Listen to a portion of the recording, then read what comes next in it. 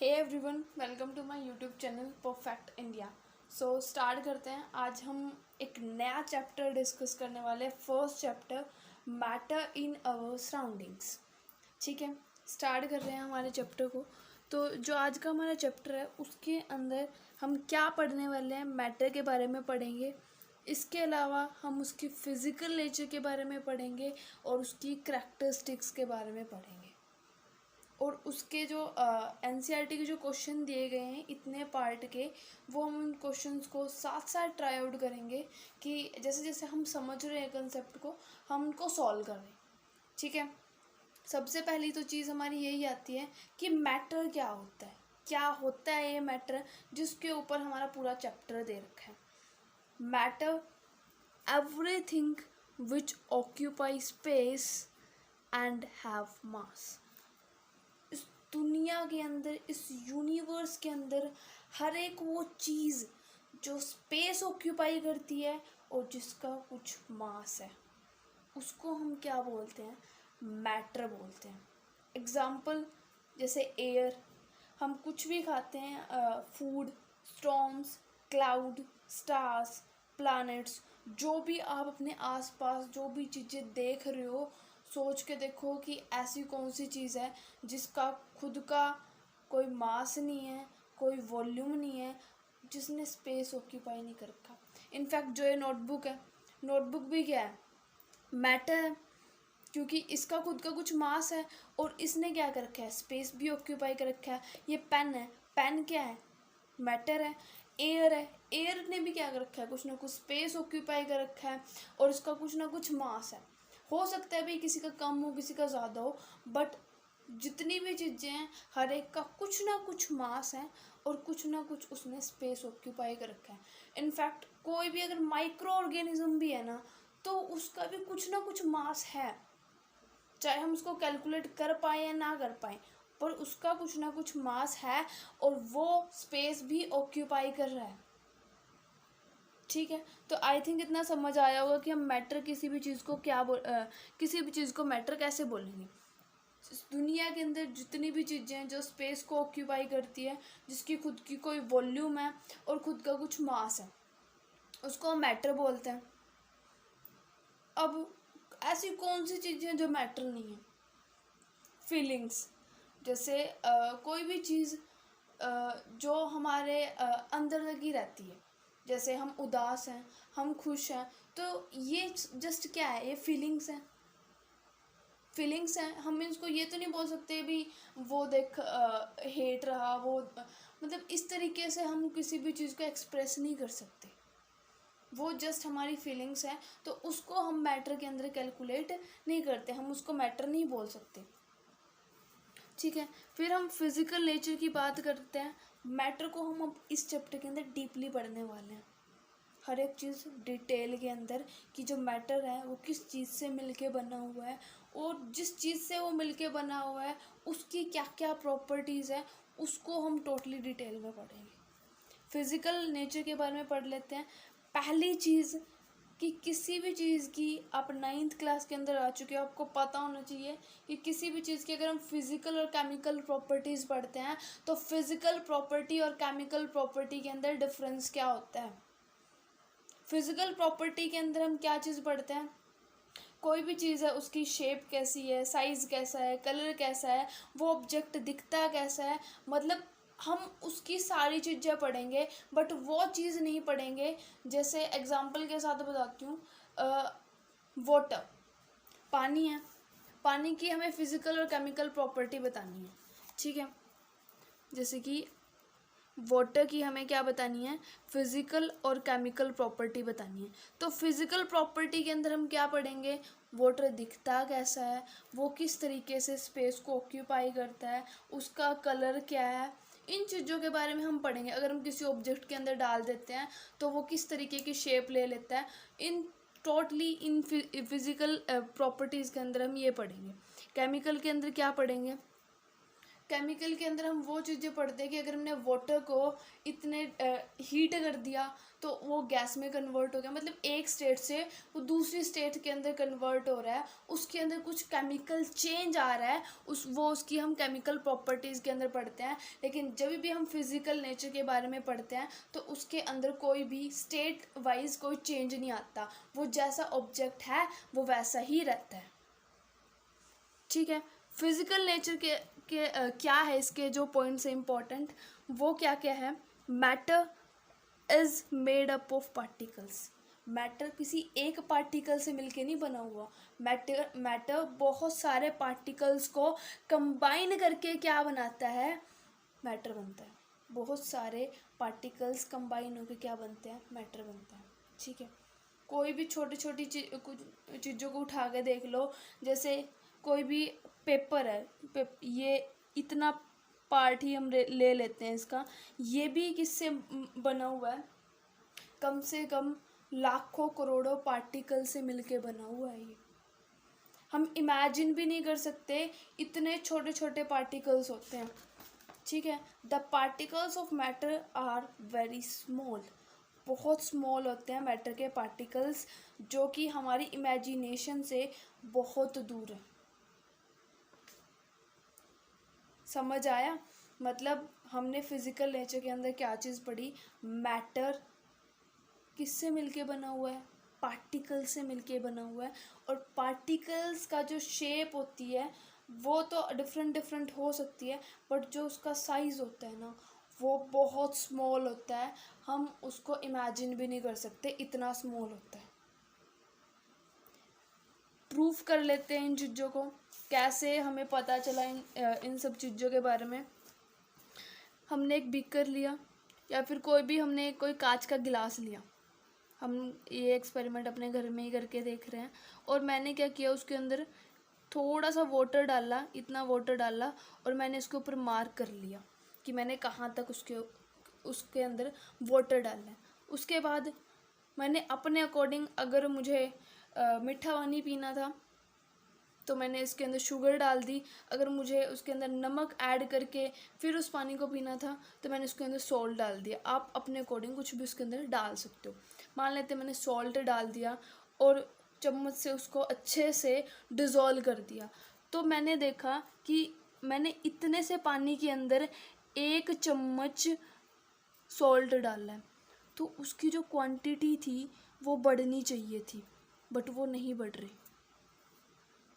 उसकी जो क्वांटिटी है वो बिल्कुल भी नहीं बढ़ रही, वो उतनी की उतनी ही है।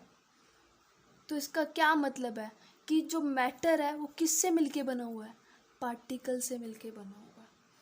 पार्टिकल्स हैं तभी उसके अंदर वो अगर मैटर का जो नेचर है वो पार्टिकुलर नेचर नहीं होता तो वो क्या करता, और स्पेस को गेन करता, मतलब उसका जो वॉल्यूम है, उसका जो हमने निशान लगाया था वो उसका बढ़ता, बट ऐसा नहीं हुआ। तो इससे क्या प्रूफ होता है कि जो मैटर है वो किससे मिलके बना हुआ है, पार्टिकल से मिलके बना हुआ है। एक और एक्सपेरिमेंट करके देखते हैं। हमने क्या करा, एक बीकर लिया, उसके अंदर मैंने 100 ml वाटर डाला, मान लेते हैं इतना आ गया 100 ml, और मैंने क्या किया, उसके अंदर 1 ड्रॉप किस चीज़ की डाली, इंक की डाली। मैंने उसके अंदर 1 ड्रॉप इंक की डाली तो उसका कलर क्या हो गया, ब्लू हो गया। ठीक है, उसका कलर ब्लू हो गया। अब मैंने दोबारा एक और बीकर लिया, उसके अंदर भी क्या डाला मैंने, 100 ml वाटर डाला। जितने भी बीकर ले रही हूँ उनके अंदर, सभी के अंदर 100 ml वाटर लिया, और इसके अंदर से मैंने 10 ml वाटर निकाल के जो इसका सोल्यूशन बना हुआ था वो इसके अंदर डाल दिया। वो मैंने इसके अंदर डाल दिया, और आगे भी मैंने सेम प्रोसेस की 2-3 बीकर के अंदर। इसके अंदर भी 100 ml वाटर लिया, और इसके अंदर से भी मैंने 10 ml सोल्यूशन निकाल के इसके अंदर डाल दिया। तो आप क्या चीज़ देखोगे, जैसे जैसे हम इस सोल्यूशन को अलग दूसरे बीकर में डालेंगे, उसका जो सोल्यूशन का कलर होगा ना वो लाइट होता चला जाएगा, वो लाइट होता चला जाएगा, लेकिन उसका कुछ ना कुछ कलर होगा, वो कुछ ना कुछ कलर आपको देगा और उसकी स्मेल भी आपको आएगी। इससे क्या पता चलता है कि जो पार्टिकल्स है ना वो बहुत स्मॉल है। एक जो मैंने ड्रॉप डाली थी इंक की, आप इमेजिन भी नहीं कर सकते कि उसके अंदर कितने सारे पार्टिकल्स थे, जो कि इन सॉल्यूशंस के अंदर, इन ये जो वाटर है इसके अंदर डाइल्यूशन बढ़ता जा रहा है, पर उसका फिर भी वो कलर शो कर रहा है और स्मेल दिखा रहा है। ठीक है, ये हमने इसका प्रूफ भी देख लिया। अब हमें समझ आ गया कि मैटर किससे मिलके बना हुआ है, पार्टिकल से मिलके बना हुआ है। मैटर का पार्टिकल नेचर होता है, और पार्टिकल्स क्या होते हैं, बहुत ज़्यादा स्मॉल होते हैं, जिसको हम इमेजिन भी नहीं कर सकते। कैरेक्टरिस्टिक्स की बात करते हैं कि जो पार्टिकल्स हैं इनकी क्या क्या कैरेक्टरिस्टिक्स हैं। जो पार्टिकल्स हैं वो स्पेस को ऑक्यूपाई करते हैं, उनके बीच में क्या होता है, स्पेस होता है। पहला जो हमने एक्सपेरिमेंट किया था, इसके अंदर हमने क्या चीज़ देखा था, एक बार दोबारा से देख लेते हैं डायग्राम को बना के। हमने एक कांच का गिलास लिया था, उसके अंदर हमने वाटर डाला था। वाटर, मान लेते हैं ये कुछ वाटर के पार्टिकल्स हैं। फिर हमने क्या किया था, सॉल्ट डाला था। सॉल्ट डालने के बाद उसकी जो वॉल्यूम थी, जो हमने निशान लगाया था, वो चेंज नहीं हुई थी। इसका मतलब क्या है कि ये जो पार्टिकल्स है ना, इनके बीच में स्पेस था, और जो शुगर डाला या फिर जो हमने सॉल्ट डाला, उसके पार्टिकल्स इसके बीच में आके अटैच हो गए, जिस वजह से उसकी जो वॉल्यूम थी वो चेंज नहीं हुई, उसकी जो क्वांटिटी थी वो बढ़ी नहीं। ठीक है, इससे ये प्रूफ होता है कि जो पार्टिकल्स हैं उनके बीच में स्पेस है। Particles of matter have space between them, they are continuously moving. ये कंटिन्यूसली मूव कर रहे हैं पार्टिकल्स। कैसे हैं, मान लेते हैं कि हमने एक अगरबत्ती जलाई। हम जब भी भगवान को प्रे करते हैं, क्या करते हैं, अगरबत्ती जलाते हैं, तो वो जो उसकी स्मेल होती है ना, वो बहुत दूर तक जाती है। वो भी क्या है, मैटर के पार्टिकल्स हैं जो मूव कर रहे हैं कंटिन्यूसली। कोई भी अगर हमने किसी बिकर के अंदर सॉल्ट भी डाला है, तो वो सॉल्ट के जो पार्टिकल्स थे वो उस सॉल्यूशन के अंदर घुल गए, डिज़ोल्व हो गए। किस तरीके से हुए, वो मूव कर रहे थे, वो मोशन करते हैं कंटिन्यूसली, तभी वो डिज़ोल्व हो पाए। अदरवाइज़ अगर वो मोशन नहीं करते तो जहाँ पे मैंने पार्टिकल्स डालने हैं वो वहीं पे नीचे जाके बैठ जाते, और उनका मोशन ही नहीं होता तो वो डिज़ोल्व भी नहीं हो पाते। हाँ, ये चीज़ है कि भाई हर एक चीज़ टाइम लेती है। डिफरेंट जो मैटर्स हैं वो अलग अलग टाइम के अंदर डिज़ोल्व होते हैं, बट उनके जो पार्टिकल्स हैं उनका मोशन होता है। अब जैसे मैंने सॉल्ट डाला, सॉल्ट बिल्कुल थोड़े ही टाइम के अंदर सॉल्यूशन के अंदर डिज़ोल्व हो जाएगा, बट हनी अगर हम डाल लें, सॉल्ट की जगह अगर हम हनी डालते हैं तो वो थोड़ा टाइम लेगा, बहुत टाइम लेगा डिज़ोल्व होने में। शुगर डालते हैं तो शुगर सॉल्ट के कंपैरिजन में इतनी जल्दी डिज़ोल्व नहीं हो पाएगी। ठीक है, तो यहाँ से हमें पता चला कि जो पार्टिकल्स हैं वो कंटिन्यूसली मूविंग है, वो पार्टिकल्स मूव करते रहते हैं। टेम्परेचर की अगर हम बात करें, अगर मैं इस सॉल्यूशन को हीट कर दूं तो जो इसके पार्टिकल्स हैं ना, उनका जो मोशन है वो फास्ट हो जाएगा। अब एग्जांपल के साथ अगर हम देखें कि जो फूड होता है, जो गरम गरम खाना बनता है, उसकी जो स्मेल होती है ना वो बहुत दूर तक जाती है, उसकी स्मेल बहुत दूर तक जाती है। लेकिन जो ठंडा खाना होता है ना, उसकी स्मेल इतनी दूर तक नहीं जाती, क्योंकि जैसे हम टेम्परेचर बढ़ाते हैं, पार्टिकल का जो मोशन है ना वो बढ़ता है, उसकी काइनेटिक एनर्जी इंक्रीज होती है, इसीलिए पार्टिकल्स तेज़ी से मूव कर पाते हैं और हम उनकी स्मेल हमारे तक पहुंच पाती है। ठीक है, नेक्स्ट जो पॉइंट है, particles of matter attract each other.